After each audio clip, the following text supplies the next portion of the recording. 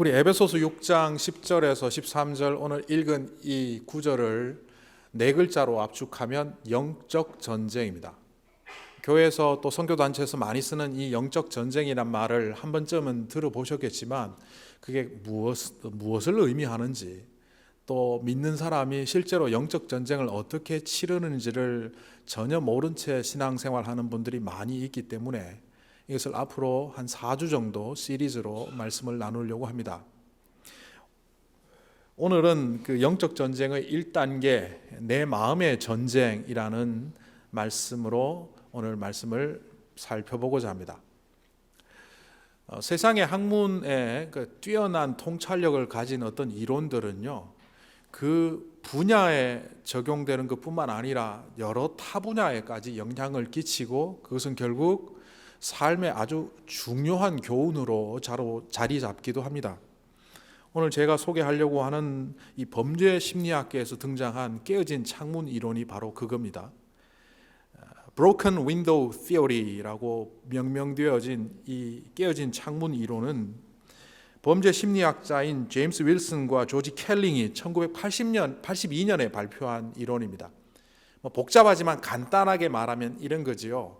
어떤 동네에 유리창이 하나 깨어져 있는데 그 집의 유리창이 깨어진 것을 방치하기 시작하면 그 유리창 하나가 결국 그 집이 헌티드 하우스, 폐허가 되는 집으로 만들 뿐만 아니라 마약 중독자들이 또 범죄하는 사람들이 그 집과 그 마을을 드나들기 시작하면서 그 마을 전체가 범죄의 도시가 된다. 이런 내용입니다.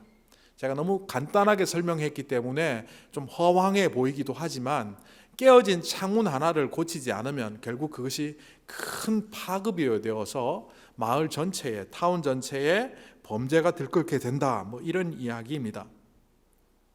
이거는 범죄 심리학계에서도 여러 가지 방면에서 증명이 되었고, 심지어는 1982년에 나왔으니까 이제 37년 정도 되는 이론인데, 범죄 심리학을 뛰어넘어서 이 경영에서 굉장히 많이 쓰는 이야기가 되고 있습니다. 깨어진 창문 이론을 경영에서는 이렇게 말합니다. 비즈니스를 할 때 소비자가 불쾌하게 생각하는 깨어진 창문, 소비자가 불쾌하게 생각하거나 영업상의 문제가 될 만한 어떤 요소를 깨어진 창문이라고 했을 때 그것을 방치하게 되면 결국에 가서는 기업이 도산하게 된다. 이것도 여러 가지 면에서 증명이 되었기 때문에 경영학에서는 깨어진 창문 이론을 오히려 범죄 심리학에서보다 더 많이 사용하고 있습니다. 그런데 이것이 또 세월이 지나 최근에 와서는 인간관계 이론 혹은 부부 심리학에서 많이 적용하고 있습니다. 사람의 관계에 있어서 혹은 부부의 관계에 있어서 뭔가 삐끗하고 틀어지는 지점이 있는데 그 지점이 굉장히 작다는 거죠. 유리창 하나 깨진 것 정도밖에 안 되지만 그것을 방치해버리면 결국 그 인간관계가 무너져 내리고 부부가 관계가 깨어져서 가정이 파산이 난다. 이런 이론이 되었습니다. 인간관계 이론과 부부관계 심리학에서는 이걸 조금 더 다른 용어를 하나 추가하고 있습니다. 그게 뭐냐면 위험지수입니다. 위험지수가 어느 정도냐에 따라서 이 관계가 위험하냐 위험하지 않느냐를 보게 된다는 거죠. 제가 결혼하고 한 10년 정도 되었던 때로 기억합니다.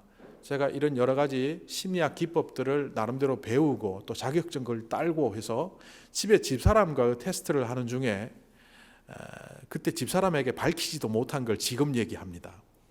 그때 위험지수가 거의 80%가 넘었습니다. 이혼 직전이었다는 거죠. 제가 그때 어떤 상황이었느냐면 목사였고요. 이상한 짓을 해서가 아니라 청년 사역을 열심히 한답시고 새벽 4시에 나가서 저녁 10시에 들어왔습니다. 그리고 한국에서 소위 빨간 날이라고 하는 그 공휴일은 전부 청년들하고 놀러 다니거나 MT 가거나 기도원을 다녔기 때문에 우리 아이들 어린이날 돌보지도 않았습니다.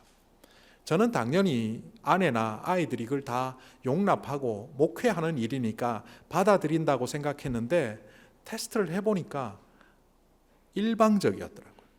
저 혼자 하는 일이었고 아내를 설득하지도 않았고 가족들을 별로 설득하지도 않은 채 제가 그렇게 하고 있었다는 거죠.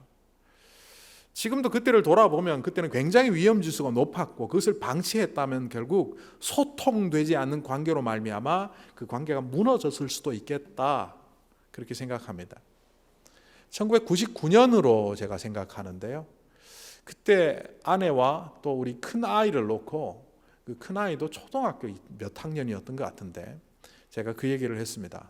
앞으로 내가 청년 사역을 더 하고 싶은데 가정에서 용납하지 않으면, 그러니까 아침에 일찍 나갔다가 저녁에 늦게까지 들어오는 그런 생활을 앞으로도 반복하게 될 것 같은데 가정에서 용납하지 않으면 나는 청년 사역 하지 않겠다. 안 그래도 교회 안에서 내가 장년 사역 파트로 옮겼으면 하는 게 있는데 용납하지 않으면 안 하겠다. 단 허락해주면 내가 더 열심히 하겠다. 다행스럽게도 그때 아내와 우리 첫째 아이가 그것을 허락해 주었습니다. 생각해보면 그 이후에 제 삶은 그전 삶과 전혀 다르지 않았습니다. 새벽에 일찍 나가서 저녁에 늦게 돌아오는 그 청년 사역자로서의 삶을 살았는데 그 우리 가정의 위험 지수는 상당히 많이 떨어졌다는 거죠. 소통되느냐 소통되지 않느냐가 결국 그렇게 만들어가는 것을 볼 수 있었습니다. 어떤 문제가 발생할 때 어떤 때는 굉장히 심각한 해결책을 내어놔야 되는 경우도 있지만 어떤 때는 그냥 조금만 건드려주면 아주 작은 해결책을 통하여 그 문제가 사그라진다는 것을 볼 수 있습니다. 그런데 이것은 영적인 문제도 마찬가지입니다. 오늘 말씀에서 공중권세 잡은 자들과 대적하고 악마의 세력과 대적하고 얼마나 거창합니까? 그래서 우리는 얼핏 영적 전쟁은 나와는 상관없는 것이다. 영적 레벨이 좀 높은 사람들, 신앙생활을 굉장히 열심히 하는 사람들에게는 영적 전쟁이 필요한 거고 나와는 상관이 없다라고 오해하기도 합니다. 또 한편으로는 영적 전쟁이란 눈에 보이지 않는 것에 관한 것이기 때문에 우리가 살아가는 이 세상과는 별로 상관없는 것 아니냐, 이렇게 생각하는 착각을 하기도 합니다. 그런데 이 영적 전쟁의 시작점은 자기 자신으로부터입니다. 오늘 이 말씀에 보면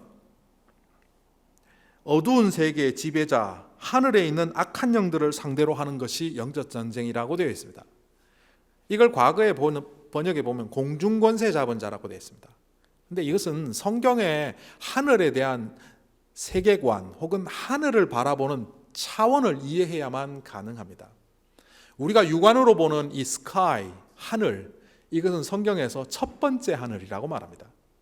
그리고 공중권세 잡았다. 악한 영들이 이 땅을, 이 세상을 유혹하기 위하여 악한 영들이 가득 차 있는 것을 두 번째 디멘션, 두 번째 하늘이라고 말합니다. 사도 바울이 이렇게 말했습니다. 내가 세 번째 하늘까지 갔다. 3층천에 올랐다. 이 세 번째 하늘은 온갖 선한 것으로 가득 차 있는 하나님의 통치의 세상을 말하는 세 번째 디멘션 하늘을 말합니다.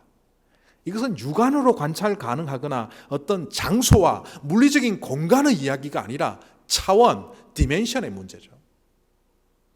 결국 우리가 살아가는 첫 번째 하늘, 이 첫 번째 하늘은 세 번째 하늘과 맞닿아 있지 않고 죄로 말미암아 악한 권세들이 가로막고 있다는 거죠. 그래서 우리가 이 땅을 살아갈 때 악마들은 늘 우리를 유혹하기 위하여 이 첫 번째 하늘을 악마의 영역으로 만들기 위하여 애쓰고 있다는 겁니다. 그런데 그 애쓰고 있는 지점이 어디냐 하면 공중도 아니요, 저 멀리 있는 전쟁터도 아니요, 바로 우리 자신이라는 겁니다. 많은 사람들이 영적 전쟁이라고 하면 자꾸 전쟁을 떠올리기 때문에 밖에 있는 외부의 세력과 싸우는 거라고 생각합니다. 요즘 그 일본 총리가 하는 모습을 보면 이 경제 전쟁을 통해서 한국을 압박해오는 것이 한국과의 외교 문제로부터 비롯되었다, 많은 사람들이 분석을 합니다. 한국 대법원에서 징용 문제를 일본이 배상을 해야 된다 이렇게 했기 때문에 우리는 이미 옛날에 박정희 정권 때 또 박근혜 정권 때 다 합의 본반인데 왜 그걸 또 말하느냐, 일본이 자꾸 그렇게 나와서 그 문제로 이렇게 되었다고 생각하지만 실제로는 그렇지 않습니다. 경제 전문가들이 혹은 정치 전문가들이 분석할 때 이 일본 총리가 곧 있는 참의원 선거를 앞두고 지금 지지도가 떨어지고 있고 자민당의 세력이 약화되고 있는 시점에 내부를 결속하고 내부의 문제를 없애기 위하여 한국과 강하게 나간다. 이렇게 해석을 하는데 저도 거기에 맞다고 동의합니다. 전쟁이라고 하면 경제전쟁이든 물리적인 무기를 갖고 하는 전쟁이든 외부의 적과 다툼을 하고 그걸 통하여 내부를 결속하겠다는 그것을 전쟁이라고 말하지만 영적 전쟁은 상당히 다릅니다. 외부랑 싸우는 것이 아니고 그 영적 전쟁의 시작이 나의 내부로부터 시작된다는 거죠. 이것을 모르기 때문에 많은 사람들은 영적 전쟁의 첫 단계, 나의 전쟁, 내 마음의 전쟁에서 실패한다는 거죠. 중독 증세를 일으키는 사람들은 알코올의 지배를 받고 마약의 지배를 받아서 정상적인 활동이 되지 않습니다. 그런데 꼭 마약이나 알코올에 중독된 사람들뿐만 아니라 탐욕과 본능적인 삶을 살아가는 사람들, 쾌락을 추구하는 사람들은 육체의 노예로 살아갑니다. 하나님께서 우리를 이 땅에 살 수 있도록 육체를 허락하셨고 우리의 정신력으로 우리의 생각으로 이 육체를 통제하게 만드셨는데 어느 순간 이 육체의 노예가 되어서 내 생각도 내 의지도 상관없이 쾌락만 쫓으며 살아간다면 우리는 바로 육체의 노예적 삶을 삽니다. 사탄은 첫째로 우리 육체를 건드립니다. 그것이 꼭 질병이라는 수단이 아니더라도 중독이나 탐욕이나 본능적인 쾌락을 추구하도록 함으로 우리를 넘어뜨리려고 한다는 거죠. 근데 그것보다 조금 보통은 넘어서죠. 그 넘어서는 두 번째 단계가 바로 감정의 노예입니다.